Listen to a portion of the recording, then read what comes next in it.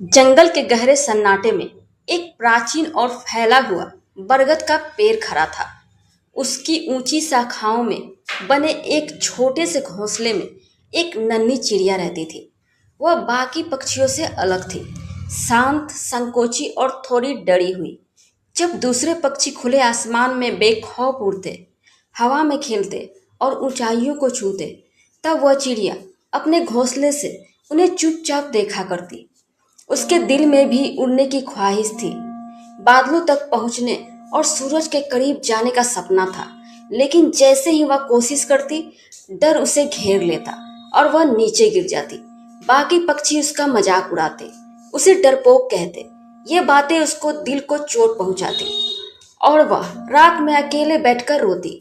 उसे लगता कि शायद उड़ना उसके नसीब में नहीं है।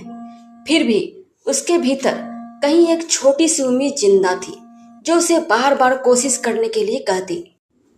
एक दिन जब वह फिर गिरकर पेड़ के नीचे बैठी थी, एक बूढ़ा और समझदार तोता उसके पास आया। उसने प्यार से कहा, उड़ान पंखों से नहीं, हिम्मत से होती है। गिरना हार नहीं है, असली हार तो तब होती है जब तुम कोशिश करना छोड़ देते हो। तोते की बातों ने उसके दिल में एक नई ऊर्जा भर दी। अगले दिन उसने निश्चय किया कि अब वह डर से नहीं भागेगी।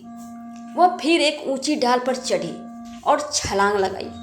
वह फिर गिरी, लेकिन इस बार उसके चेहरे पर मुस्कान थी, क्योंकि उसने कुछ पल के लिए उड़ना महसूस की थी। दिन गुजरते गए और उसकी कोशिशें रंग लाने लगी।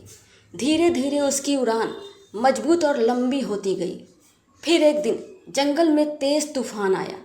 आसमान काला हो गया, हवाएं गरजने लगी। सभी पक्षी डरकर अपने घोंसले में छिप गए। लेकिन वह नन्ही चिड़िया अब बदल चुकी थी।